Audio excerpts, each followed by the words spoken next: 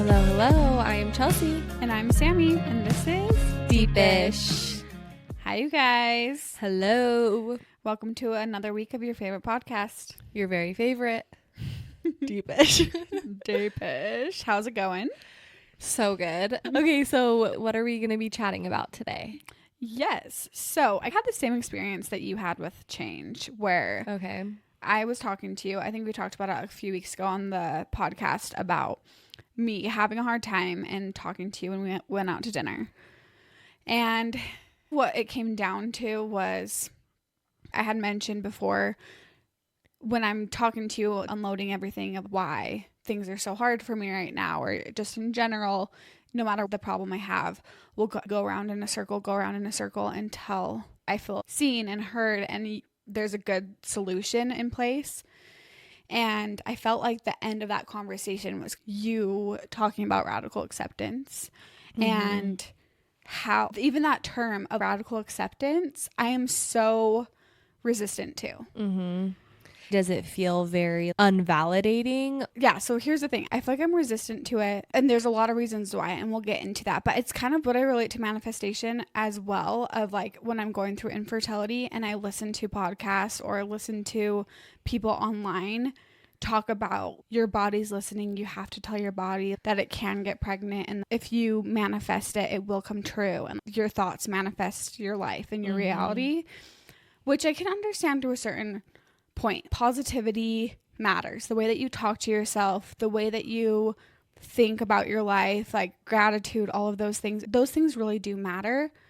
I think life still happens, and I think that infertility can still happen even if I'm just like, my womb is safe, I can be pregnant, I am worthy, I am fertile, I am all of these things. I can still not ovulate. Totally. I understand when you're in the depths of something that it's probably hard to constantly reassure and validating whatever it is, coming up with your narrative of positivity when you're going through a hard thing. But there's a power in words and a self-fulfilling prophecy in a good way. I've noticed this with my kids. They're amazing and perfect in my eyes. But what I notice a lot of people do is they always talk down on their kids. They'll be like, oh, they're the worst sleeper, or they suck at eating, or oh, my boys fight all the time, or they're saying all of these things. And what I have realized and tried out is I'm always like, no, my boys love each other. They're best friends. They're so kind. But yeah, sometimes they have hard nights, but overall they're great sleepers. I'm instilling all these things, and I say it in front of them too. You guys are the best brothers. You're so kind to each other. And it's almost like they're living up to that expectation a little bit, those words. And maybe it's my perspective on things where I'm more fixating on the good versus, oh my gosh, they're always fighting. I'm fixating on they love each other and they share and they're amazing. And so I'm noticing the good more, and the more I talk about it, the more I notice it, and the more I compliment them, and then they do more of it. So I think that comes with the power of words. Yeah, for sure. And that's the same way with your marriage. And I'm going to validate this behavior. I'm going to compliment him more. I'm going to speak my love and speak positivity into our relationship. I can totally see how that has a downstream effect. And I don't talk down to myself. And I don't feel like I'm very hard on myself when it comes to a lot of things. I just think radical acceptance has that same reputation as manifesting in terms of you have control of your life. Don't let the bad things get you down. Just be strong enough. Just accept it. Just manifest it. Manifest wealth. Manifest health. Manifest the perfect life. And accept all of the bad. I don't know. And that's the thing that I want this conversation to be. Because I've been diving deep into radical acceptance ever since that conversation. And I'm like, this is something I want to talk about on the podcast. Because I feel like it is a common thing, and we all have things in our life that we need to radically accept, even if that's just ourselves. Radical self-acceptance is huge, of like, I'm not perfect, but I accept my whole self as I am, and it's a constant practice. It's not just a one-time thing. Yeah. And so I want to hear things that you feel like maybe you have a hard time accepting. Yeah. And I think the biggest thing with radical acceptance is all it's really trying to teach you and prevent is turning your pain into suffering, because pain is pain regardless, but radical acceptance can really help you avoid suffering. And that's what I'm learning about radical acceptance is like, it is what it is, the good or the bad, but you stop fighting reality. Yeah. You don't want this to be true. And so you're fighting against it. And when you finally accept it, that's when that suffering is relieved a little bit. The pain is still there, but you're not ruminating in. Yeah, it allows you to disengage and just go with the tide of life. Yeah, because I think a lot of the time when you're resisting that reality, you're living in the past or you're living in the future or you're living in the what could be. But if you let that go, you let that go, you let that go, and you sit in now, and it's more manageable. Yeah. I practice radical acceptance every day on the minute details of, okay, my baby's not taking a nap and I'm exhausted and I have so much to do. I need a shower. I needed to do the dishes. I need to do all this stuff and he's not sleeping. And I'm so upset. But then you got to accept, okay, Yeah. the reality of the situation is he's not sleeping. So I might not be able to take a shower right now. I might not be able to do all of this stuff, but what can I do? Yeah. So you kind of take control of the situation a little bit to like the big things. I feel like there's a lot of big things in my life, just relationships with family members or boundaries. I'm so upset that certain situations and circumstances are the way that they are, but that's my reality. And it's so hard. But if I can just fixate on the facts and also try not to build a huge narrative around certain things or certain people, but just accept the facts of the situation, it's better because then I'm not ruminating on, just, oh, you're my villain or you're this, or I wish you could be this, or you used to be like this. I let go of that. And I'm like, well, the reality of the situation is this. And unfortunately I have to set boundaries or I have to do this. And so I think from the little end to the big end, I'm constantly practicing that. But that's why I bring it up to you, because it's really changing my life and my perspective on things. Do you feel like you've had a time where you haven't accepted something and you notice side effects from that or repercussions from living in that suffering? Yeah, for sure. That's why it is so prevalent in my life, because I feel like I resisted reality multiple times in my life very significantly. But it's weird because I think psychologically sometimes your brain can't compute something so horrible happening or your reality being so horrible. And so it's your body's response to protect yourself as well. This reality I cannot compute. So I have to think about the past or the future or something because I can't accept this. And I think it probably plays a lot into anxiety as well. I've suffered with anxiety. And now I'm coming to terms with that and having a way better relationship with anxiety. But I think that practice of radical acceptance has definitely eased a lot of my anxieties. Yeah. Yeah, that's something I struggle with, is reaching the acceptance stage of some harder things that have happened in my life or continue to happen is maybe a phase I'm avoiding because I don't want to let it go or I don't want to accept it. So an example is you losing your mom. Is that radical acceptance? Feels like accepting that she's gone is just not an option. Yes, that's part of it. But here's the thing. When I talk to Hayden about this, anyone I talk to, I'm like, I want to punch myself in the face because I have this narrative of my life, which is a true narrative. And the way that I feel is valid and I validate myself in that. But I know that I need to move past it. And I think everyone has this problem. And I think my mom had this too, where my expectations for my life were so high. I just wanted the white picket fence. Like I used to fantasize about patio furniture in like 4th grade. I used to just dream about driving a Chevy Tahoe and blasting country music and being married to the perfect guy and having like a million kids and just living happily ever after. And especially growing up so conservatively in the church and things, you just feel like the plan's laid out for you. And okay, things don't always go as planned, right? You expect that. And so it's like, okay, yeah, we're going to have financial troubles or someone's going to get injured or one of our kids might be sick or we might come across some trials. But I didn't think the vision of my life would be completely altered of like, okay, no, you're going to enter your 20s and you're not going to get married and you're going to watch all your friends get married, all your friends have babies and start your dreams. And then you're going to have to sit in the waiting room and wait for your life to begin. And then you're going to finally meet someone and then your mom's going to die and then she's not going to be there for all of it. And then you're going to get married and then you're going to have to watch all your friends get pregnant while you're suffering through infertility. It just is like, okay, well, I'm almost 32. When does my life begin? When does it get to make sense for me? And I'm sick of myself. At some point, I have to let it go that it took me so long to get married. I have to let it go that my mom died and isn't going to be here for the rest of my life. I have to let it go that I'm getting into my 30s and I still don't have kids. And so I'm going to miss out on probably the tail end of their lives, or my family's not going to be as big as I once thought it would be. There's a lot of things I have to let go of that are tied to those things. But I also feel like that grieving process is part of the reality. It's like you're holding on to what could have been, but that doesn't diminish the reality of the situation of grief. That's the thing. Even if you let that go, that vision, the grief will still be there. That sadness will still be there. That's the reality. And I feel like you can work with that and you can continue developing your relationship with that grief or sadness or disappointment, whatever that is. That's a starting point, but letting go of the what could have been my expectations, my hopes for my life, letting go of that aspect could potentially be the starting point.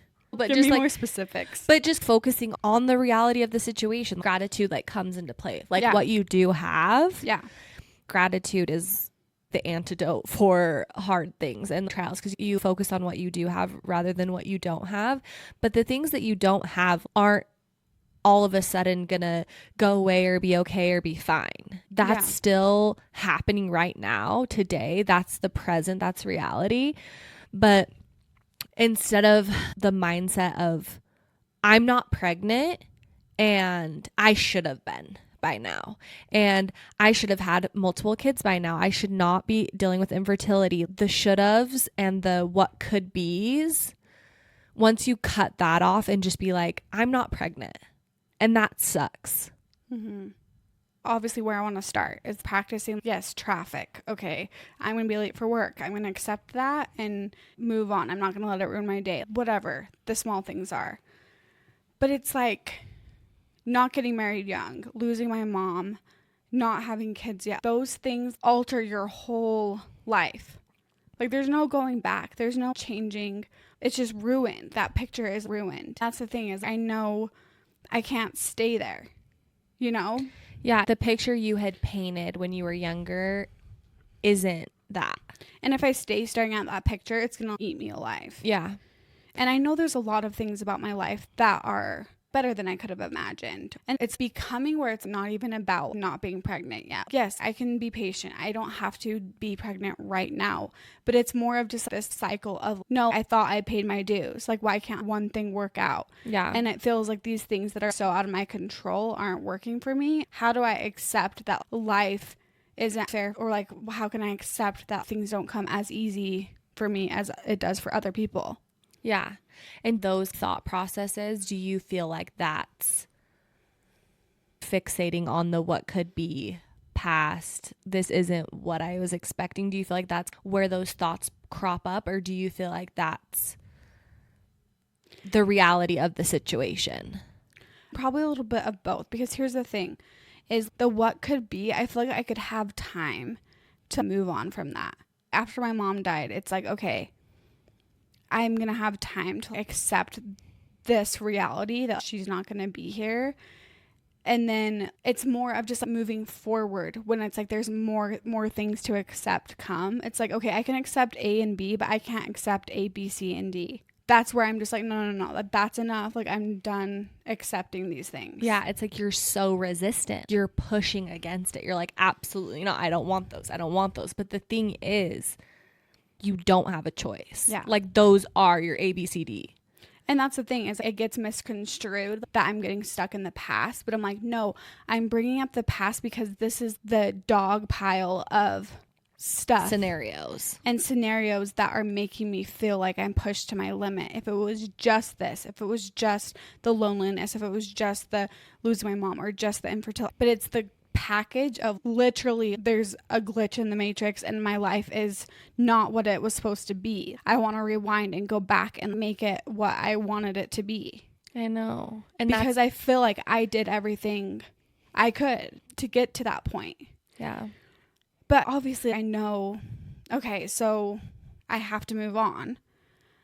And so I'm resisting that. Obviously, people can probably feel the resistance through the loudspeaker. Girl, I know, but relax. But that resistance also has a place. That resistance is valid. It's so valid. Well, and I have to remember that accepting it doesn't mean that It I like it. I don't have to be like BFFs with it if I want to accept it. And it doesn't need to be good.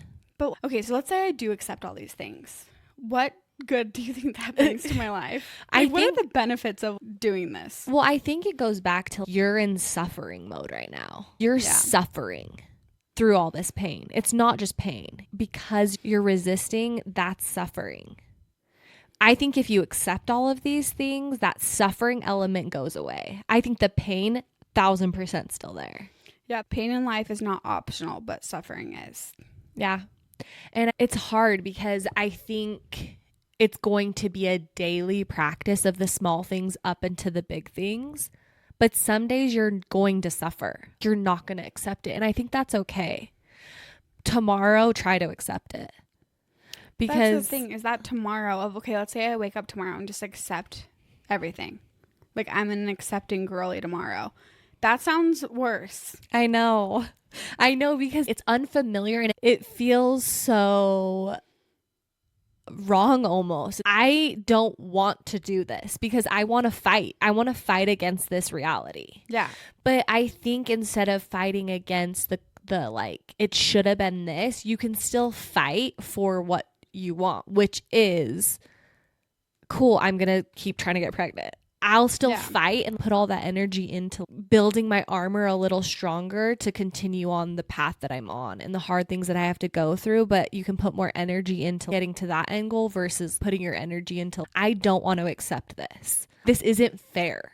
Mm-hmm.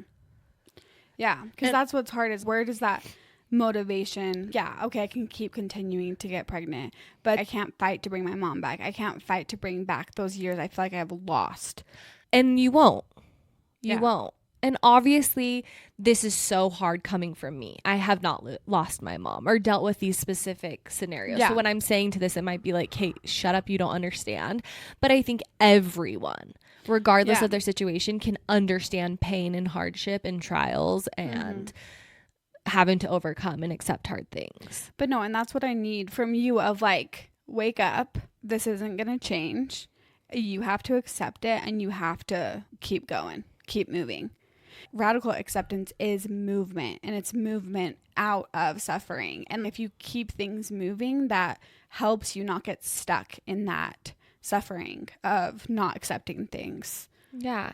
And we use the analogy, everyone's using the elevator to get to the top of the mountain and you're having to climb it. Oh, yeah. But the reality is what you want is at the top of the mountain. You can stay here halfway through and just chill.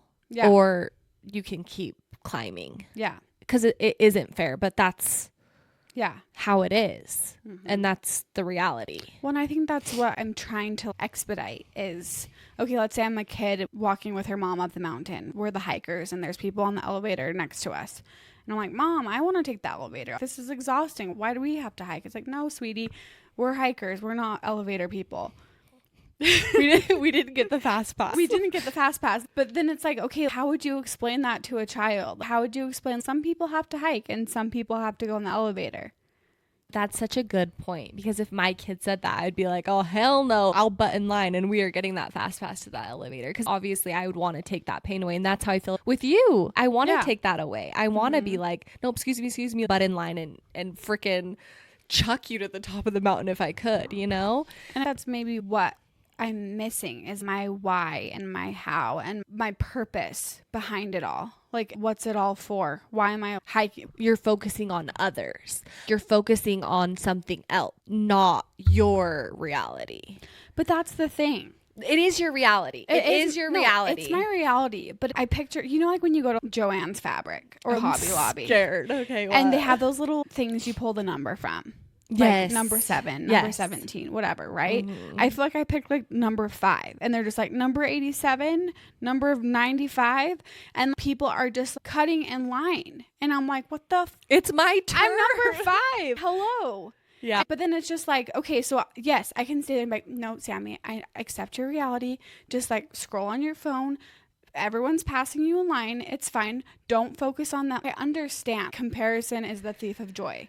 This is just me being real and honest. And honestly, it's probably annoying because you can tell me all these fluffy things, but I'm still here in line. Yeah. Why? Tell me, Chels. No, but how do you accept that without knowing your why? I'm sorry to say, I think that's life. Just sometimes that happens. Your brain is searching for just tell me why. Maybe it's something, but make it make sense. I don't think it's ever going to make sense. Yeah, but how do you live with that? I think you have to. But You have to. That's what I'm not willing to accept. I know. Here's the thing. And I realized right before this episode, I was like, maybe we should have waited to do this until I had radically accepted these things. No, I think it's perfect to work through it and talk through it. And obviously you were learning about radical acceptance. Was there anything that landed, or was it like, F this? There was, for sure, like I had mentioned, about just keeping things moving, keeping yourself out of that suffering, and knowing that if I accept something, that I don't have to like it. Yeah. I don't have to make friends with it. Knowing that it's not a one-time thing. It's going to be a practice. Yeah.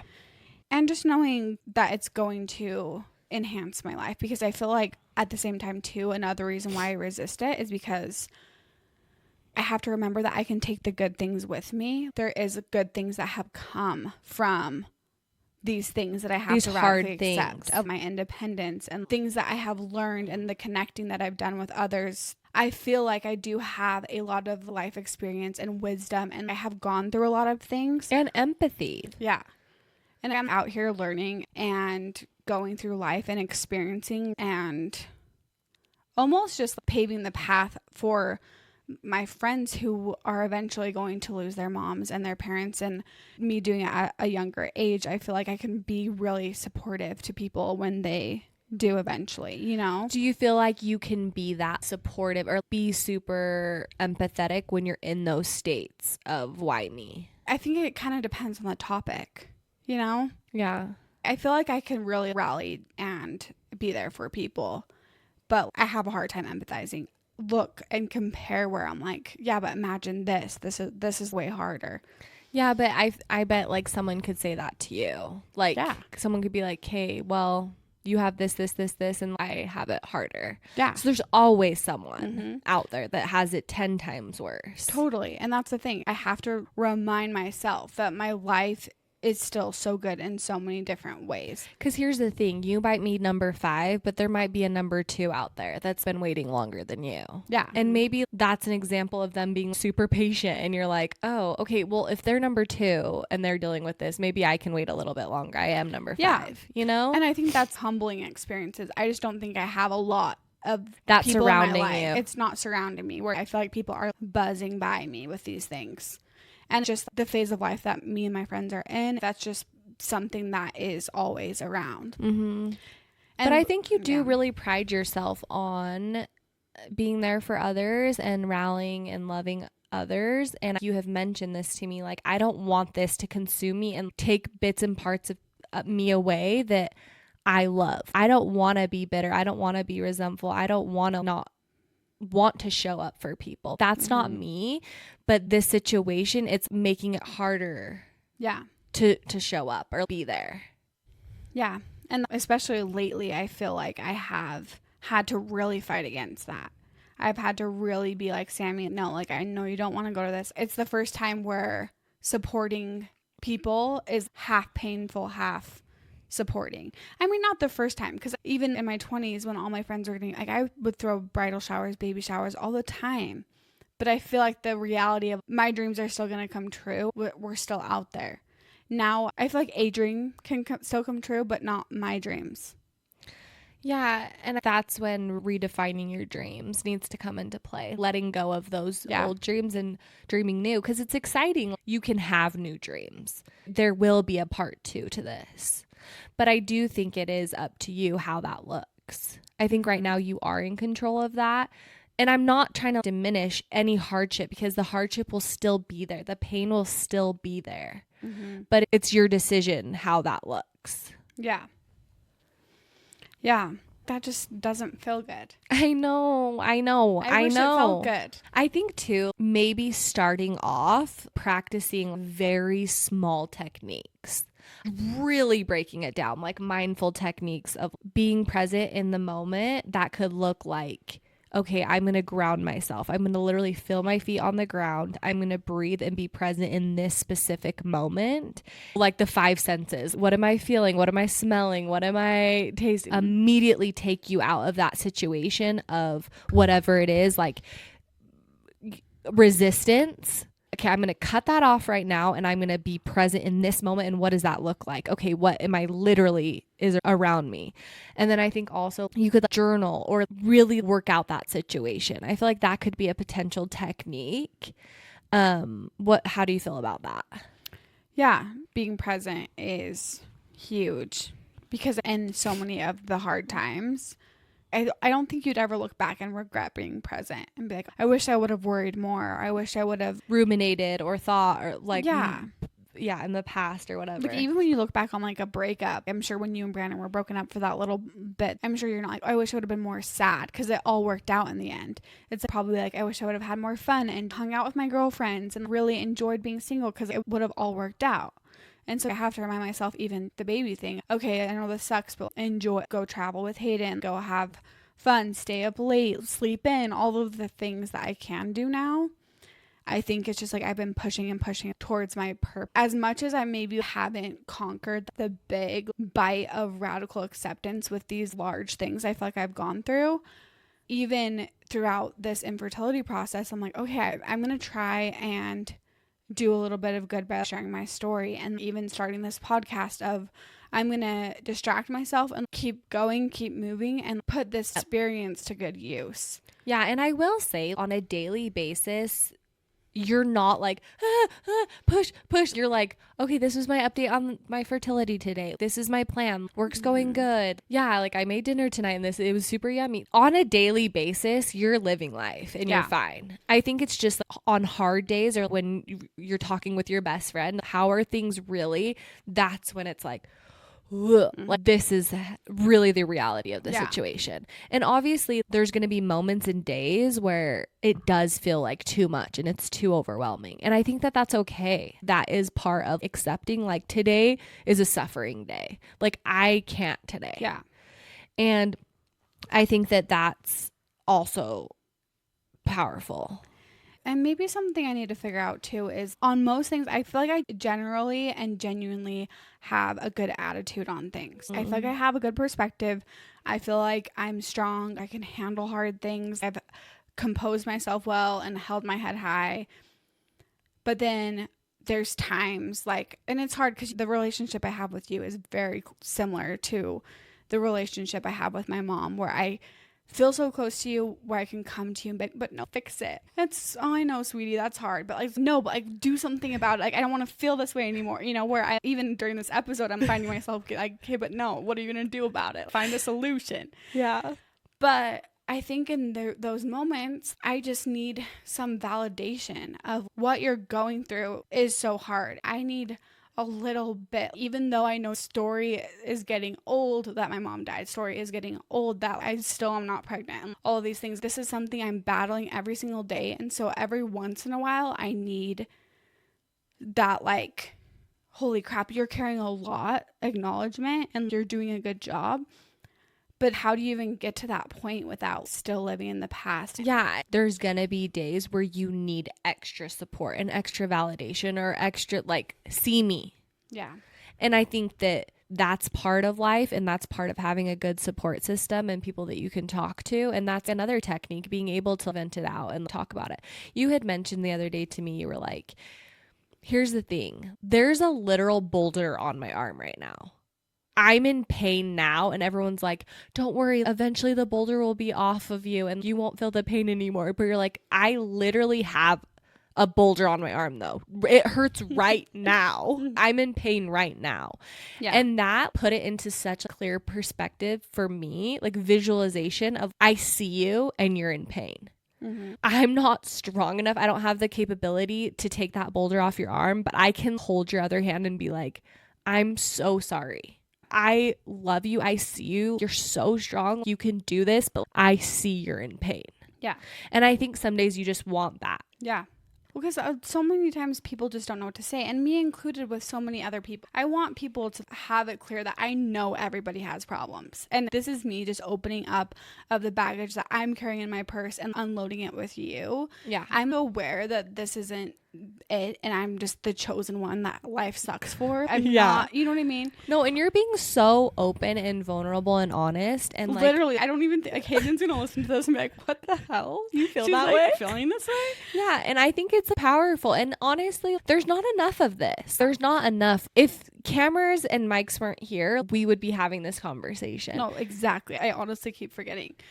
But that's the thing is, this isn't pretty. This side of me, I don't like. I wish I could just be like, oh, la, la, la. But that's what is so hard is because a lot of times I'll talk to my friends and they're just like, oh, how are things going? And I have a good attitude. I'm like, yeah, not this month. Hopefully next month, you know, we're good. But then you're the friend that I'm like, I can't do it another month. I can't do it, Chelsey. And then you talk me off the ledge, which I feel bad because I feel like for you being my best friend is a lot to take on.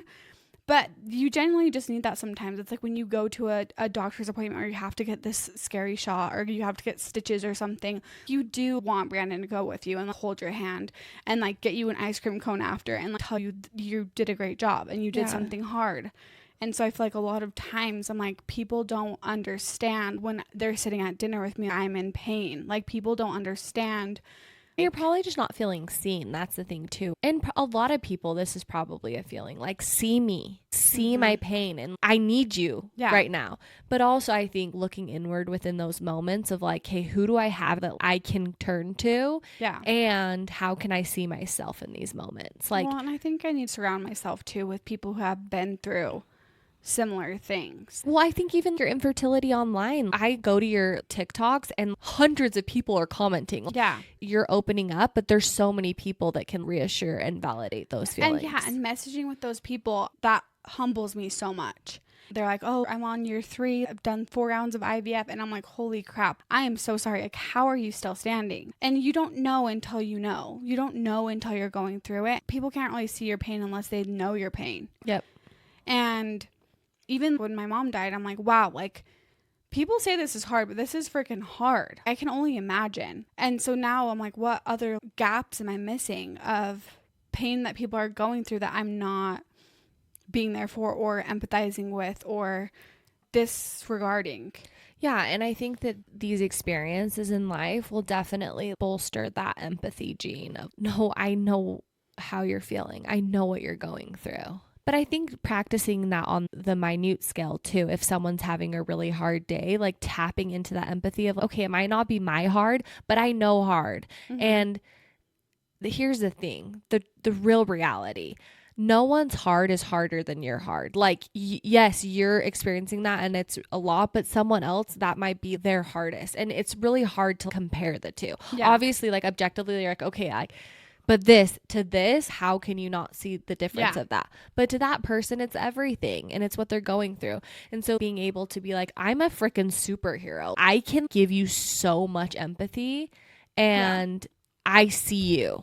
Well, it's kind of what we've talked about before of when you're young and you get a heartbreak and that's everything to you. And then you grow up and you recover. It really is like you build this tolerance and this emotional resilience for sure. And here's the thing too, is I think a lot of times people will misconstrue radical acceptance with toxic positivity. What do you feel like the two differences are between just trying to be positive and radically accepting? Radical acceptance is not always positive. It's not just putting a positive spin on things. It's not putting a positive spin on things. It's accepting it as it is. Yeah, which could be like absolute shit. Yeah. Like your reality might be garbage, but accepting that reality is literal step number 1. Yep. Because then it's like, now let's go into techniques. Let's ground myself. Let's reality check. Like, why am I resisting this radical acceptance? And then self-compassion. I can give myself love and feel seen and be like, this sucks. And then maybe you can switch into the small wins and a little bit of gratitude. Yeah. Even in the worst days, there's something to be grateful for. So I think it's first acceptance, then tools. It's almost like you're having an attack. It's like the same feeling as a panic attack. Yeah. And having a panic attack and then getting through that and coming out on the other side gives you that faith and hope that this too shall pass. This is temporary.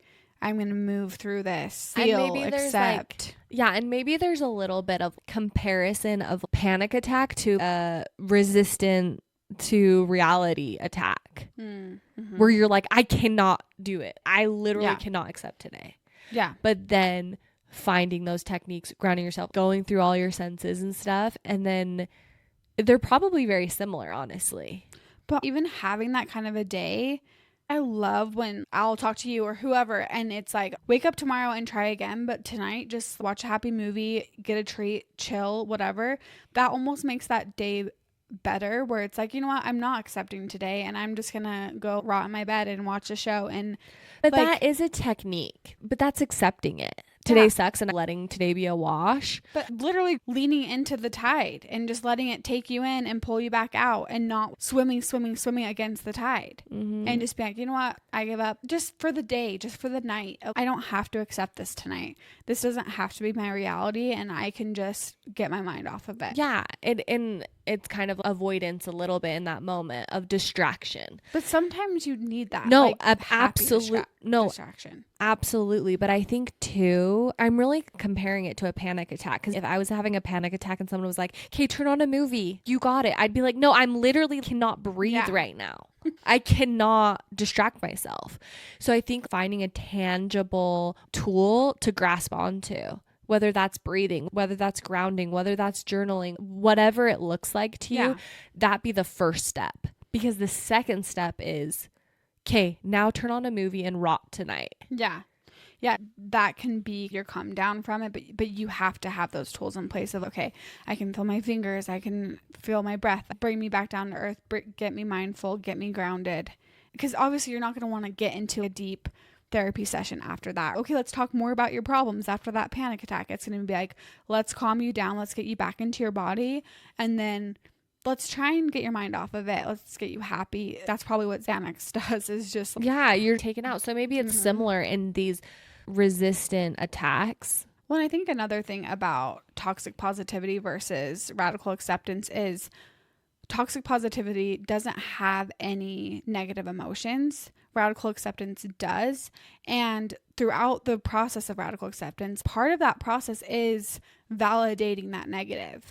It's not just to dismiss how hard it is. It's not to just dismiss the pain that you're going through. It's to validate it and then accept the reality after. And I think a lot of people, when they think, and when I say a lot of people, that includes me, I hear radical acceptance and I'm like, that means that everything I'm going through, all the pain I felt, has to be dismissed. And that's not true. I can still validate it. My feelings are still valid and the hardness I feel is still valid. Yeah, and that feels like something that you can accept. Yeah. Where you are giving yourself that validation and it's like, okay. It's like I need to build myself a little acceptance sandwich, you know? Yeah. Just put some happy things in there, some validation in there, a little bit of harsh reality acceptance, and then just like a bun over it and just put it in a sushi roll so I can't taste it. Dip it in soy sauce. This is a crazy analogy, but genuinely I feel like that's what I have to do. I should just be like a dog where you wrap their pill in a piece of meat and then you eat it that way. Yeah, just glug, glug, glug. That's how I should start radically accepting. Yeah, and sneak it into my food. But that's the thing where you can literally even visualize that. Be like, okay, I'm making this, and now I'm going to eat it. Whatever works, you know? Yeah.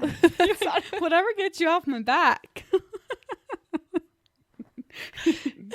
No, as this first solution I come up with, you're like, yes, that. Okay, is this episode over? Oh, here's the thing. Myself. No, here's the thing, Sammy. I need you to hear this. Okay. I am in your army, and I love you, and I will always be in your corner. It's an honor. It is an honor and a privilege for someone to be able to call me when they're having a hard day. That's all I want, is to be the type of person that someone can call and hopefully help them work through their problems. Yeah.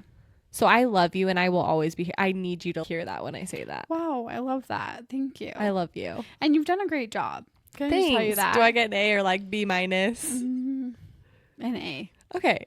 There's room for Like improvement. 97%. Okay, I can live with that. Oh my god. 3.7 GPA. Okay, I kind of wanted to share some of these phrases that really spoke to me on if you are having a hard time with this, things that you can repeat to yourself, or maybe things that I should get tattooed on my body.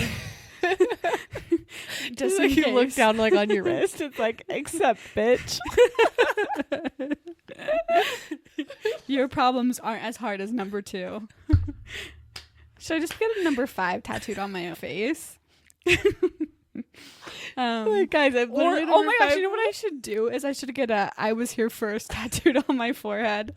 Then maybe things will start working out. So I was just like, you literally go to Joanne's and you're just like, excuse me. Do you see my forehead? Okay, so these are some of the things that I feel like if you are having a hard time with this, these ones really stood out to me. I can control the present moment. When I fight against my worries and negative emotions, I only feel them grow larger. I cannot change the things that have happened in the past. I am able to accept the present moment exactly as it is. I can get through difficult emotions even if it's hard. I will get through this. I always do. This feeling won't last forever. Oh, I love those. Did any of those stand out to you? I will get through this. I always do. I feel like it's like an oxymoron where it's like, I always do. yeah, which is true. But then it just brings up all the emotions where I'm like, But I don't here want I am to. again. No, but now that you say those, I have one that I use all the time, and it's very simple, but it's just, I can do hard things. I say that probably at least 10 times a day. I can do hard things. You know, I got my best friend a "I can do hard things" necklace. Me? No, it was so funny. My friend Emily, her parents are getting divorced at senior year. So I got her a necklace that says "I can do hard things." It was at the mall at the nice place where you could get a raven. Oh, on a bar? It was a circle. The bars weren't there. Yeah, Oh, it was okay. like 2010. So it was like circle. Anyways, it was expensive too. It was probably like $80. Yes. And at that time, I was like, this is so nice. She's going through a hard time. She throws it away. So then she wore it all the time. She loved it. But all the freaking guys in our class and stuff were like, "I can do hard things, LOL." And then they ruined it.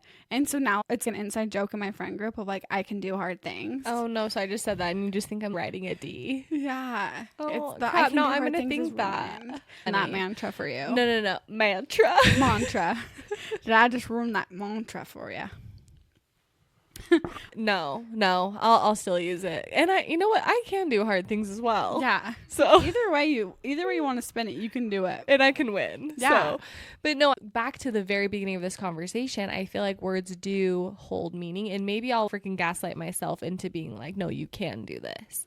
And maybe if I tell myself it enough, like, it does start coming true. You know, That's true. when I'm trying to fall asleep at the end of the night, I have a really hard time going to sleep. And I say to myself, you always fall asleep eventually. So even just knowing that. Also, I was mentioning this the other day, and I don't know if this necessarily falls within radical acceptance, but what I do is I visualize the eventual outcome. So say even right now, driving home at the end of the night after recording this, I live 45 minutes away and I'm like, I don't want to drive all the way home. But what I do when I literally get in the car, I visualize myself pulling into my driveway. I know the end goal. Like I know I can see the finish line and it gets me there. So even with the sleep thing, I'm like, I can't fall asleep. Because in my mind, I'm like, oh, I'm so tired. I can't fall asleep. But then I say, you always fall asleep eventually. So I like visualize myself like eventually falling asleep. It's that visualization technique. I don't even know what that's called, but I do that quite often. Yeah. Where I'm just like, oh, today's so hard. It was so hard with the kids or this or that. But I visualize at the end of the night when they're all tucked in their beds and asleep. And I always go in every single night and give them kisses when they're asleep. And I've never been more in love in my whole entire life. See, and that makes your quality of life so much better because when they say that people enjoy the planning of a vacation more than they enjoy the actual vacation because it gives you something to look forward to, and the dreaming and fantasizing about it maybe is better than the reality. And maybe, wow, I just had this realization, this epiphany that that's my life. Oh, wow. Where I'm like, I've just imagined my life, dreaming of my life, and imagining what my life's going to be like is better than actual life. Anyways. Dark. No. But you know what I mean? But that visualization will get you there. Yeah, but maybe too visualizing a new outcome. And also, I would do this for you when you were single. It was similar to the infertility stuff. It was so hard for me to listen to those things because I want to take that pain away. But what I would visualize in my mind was you eventually getting married. I was like, she's gonna find someone and someone will find her that has been needing her and they will be together. And that's how I feel about baby right now. I'm like, she will be a mom and she will have a baby. It might take time and it might be a whole journey of pain and hardship to get there, but I know the end result will come. And so I am visualizing that for you even. And see, I think that's the whole lesson. I need to be more like that. And maybe that's why I'm so resistant and so like triggered when I hear people be like, you had to manifest more, because maybe I'm just not manifesting. Maybe I'm not just living positively enough. No, and I think it's like first step, radical acceptance. I think that's what you need to focus on. Nothing else. No, like, no other self-help. No other self-help. I think right now it's really focusing on that. Yeah. And then the other stuff will come. So basically focusing on literally right now, that doesn't diminish the pain you're going through. It's almost accepting the pain and living within it. And then finding techniques to overcome that really uncomfortable, panicky feeling. Yep. And then that's your starting point of, okay, then I can open myself up to like a little gratitude and go on to tomorrow. Yeah. How do you feel? Are you feeling good about hashing all of this out? Do you feel seen, heard? Yeah, I feel good. I need to try and be more present, be more grateful. It's so annoying because it all comes back to the basics, blah, blah, blah, gratitude. I know. But it is true. It's true. I know. And here's the thing, you're going through some really hard things. And I think it, again, makes sense why you would be resisting it. Yeah. But I'm happy that you were even curious on this topic and wanting to do some more research, like even have this conversation, shows that you're right around the corner of acceptance, you know? Yeah. I know after my change episode, I felt so empowered. I was like, one, can do hard things, and two, change is so beautiful and wonderful, and it is the only constant in life. So I'm choosing for that to be my buddy. Yeah. And I think your reality needs to become your buddy. Yeah.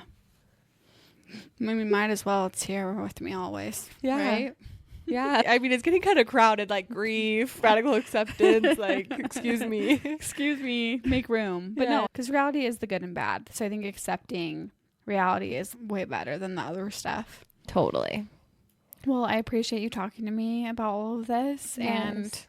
And, I love you. just slipping in personal topics so I can get in a little therapy session here and there. I know. And you've been so open and honest about all your stuff. And I think that's something I'm going to work on, is trying to open up a little bit more and being a little bit more vulnerable. Show me your ugly sides. I mean, you know my ugly side. side. No, but I obviously have my stuff too. So I want to be more open and honest. And I think it's really brave and powerful. And I really appreciate it. But also, if you're having a hard time radically accepting, it's okay. You know? Oh, okay. Thank you. Not you, but I'm talking to our listeners. Oh. You're like, thanks. I just told you I'm perfect at it. No, but it's just like, that's the thing, is like, I don't think, like, obviously I'm being hard on myself right now in this episode of like, okay, I got to get past this. I got to whatever. And I'm sure so many people can relate. You can relate this topic to any small thing that you're going through. Okay, how do I move past this? How do I accept? How do I forgive? How do I move on? And it's freaking hard. And it's okay if it's not coming easy for you, because clearly same. Yeah. And hopefully someone listening to this will be like, wow, I feel seen now. And that's all we could want. Mm-hmm. Okay. See me, love me, bye. Yes. Okay, well, we will talk to you guys next week, and we love you. Love you, bye. Bye.